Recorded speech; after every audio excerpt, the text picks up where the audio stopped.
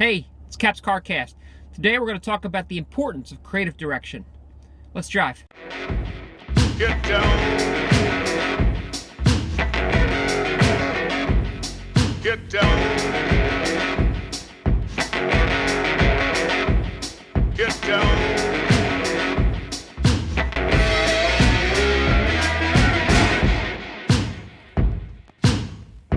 So we've discussed about the varying and the increasing complexity and the increasing numbers of media channels over which we have to broadcast our message. And I've also said, and I like to underscore this whenever I have the opportunity, that we have to look beyond our products and services to see the extended impact that our products and services have upon not just the individual or the company, but the very lives of the people that are using our products and services. And again, some might hear that and think, well, it's a little ideological in nature. I don't know if I can really wrap my mind around that. Well, a couple things. One, I think go take a look at the mission statement CarCast. I'll throw that up over here. To see beyond the box, as I put it there. So we have to kind of see beyond the words into what we're truly delivering. So that would be the first thing. The second thing is that we have to, initially care, and I talk a little bit about culture as well, as we have to care about that impact. And if we give it enough value, we understand that impact exists, then we're able to create a narrative that is valuable to those that we seek to serve. So the tricky part comes into seeking help and communicating that narrative. And let's talk specifically about the production value of our content, okay? And again, another one to go back and look at is the CarCast, throw that one right up here, that talks about the visual and connecting the visual to the narrative. Well, listen, some look at the design world, those that can create visually stunning graphics, as a commodity. And it can be. I mean, there's lots of people out there that know Photoshop or the Adobe Creative Suite.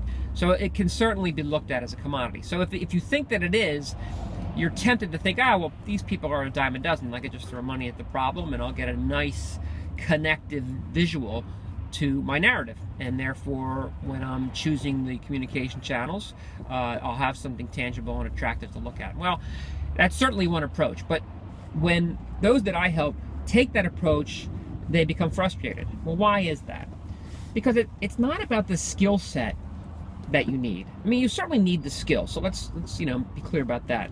But what is the nuance to that talent that's required to help you drive and aid the story you want to tell to the people that you want to hear it?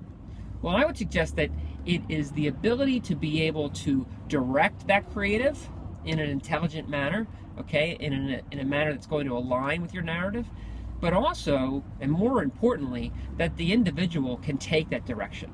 So as you're seeking help here, whether you're hiring internally or whether you're seeking a partner to help you create this visual aspect of your story, you have to begin to ask questions about how well can I direct, first of all, my message, my narrative. And if you can't do that, I mean, that's the first place to start. I would suggest you probably don't even want to go seek outside help until you're comfortable with the direction of that narrative. So you really have to kind of become just that, a director, or at least somebody in your organization does. But then on the other side of that relationship, the creative individual that you invite into your business, and make no mistake about it, when you are producing anything that's going to represent your business, you're really inviting that creative into the fold, if you will. So therefore, you have to establish early on, hey, what's the process, the creative process? How much direction are you expecting of me? Here's what I can produce, and here's what I will commit to.